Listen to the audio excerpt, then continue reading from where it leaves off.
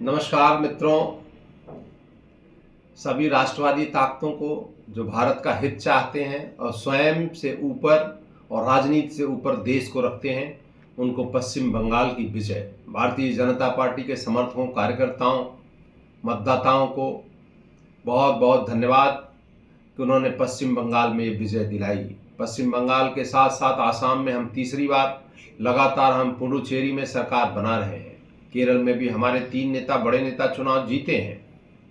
आज वामपंथी कहीं भी देश के अंदर कहीं भी नहीं बचे हैं, उनका पूरा सब साम्राज्य समाप्त हो गया है। लेकिन एक हास्यास्पद स्थिति उत्पन्न हो रही है।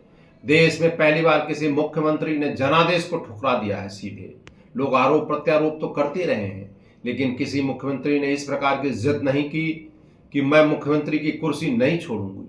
क्या वो संविधान से ऊपर हो गई हैं? लोकतंत्र का मजाक उड़ा रही हैं?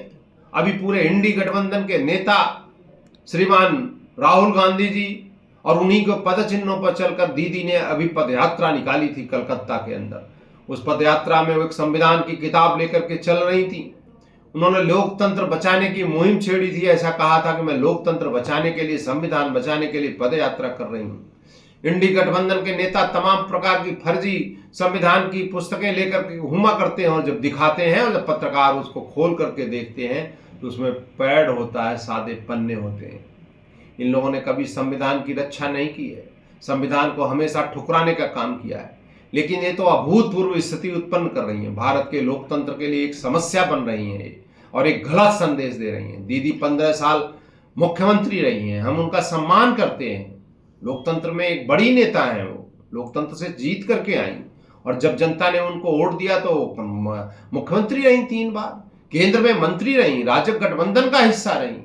इतने बड़े नेता से हम उनका सम्मान करते हैं। ये उम्मीद नहीं की जा सकती है कि भारत में अराजकता की स्थिति उत्पन्न करने का काम करें। बाबा साहब के संविधान की जिसकी ये सब लोग दुहाई देते हैं, इंडी गठबंधन के नेता से लेकर के ममता दीदी तक, क्या बाबा साहब के संविधान के मूल तत्वों को नहीं पढ़ा है उन्होंने? संविधान में सब चीज की व्यवस्था होती है, संविधान ने सभी की व्यवस्था की है। बाबा साहब के संविधान में वो इस्तीफा दे न दें, उसकी सारी व्यवस्था है और संविधान अपना काम करेगा। जनता ने जनादेश दे दिया है, जनादेश का सम्मान करना चाहिए और जनादेश के अनुरूप कार्य व्यवहार करना चाहिए। विपक्ष की राजनीति करें, उनका स्वागत है, अभिनंदन है, लेकिन इस तरह की जीत केवल हास्यास्पद है। खुद अपना वो मजाक उड़वा रही हैं, वैसे ही पूरी दुनिया में भारतीय लोकतंत्र की भद पिटवाने की और संविधान के मजाक उड़ाने का काम किया। एक बार मैं कहना चाहता हूं, बार बार संविधान की बात होती है, कभी भी संविधान बदला नहीं जाता, संविधान में संशोधन होते हैं।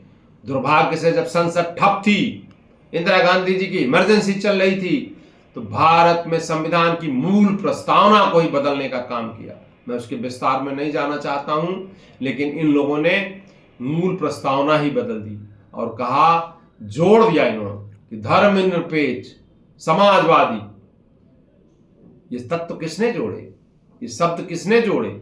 संविधान की प्रस्तावना के साथ, प्रियम्बल के साथ किसने खिलवाड़ किया?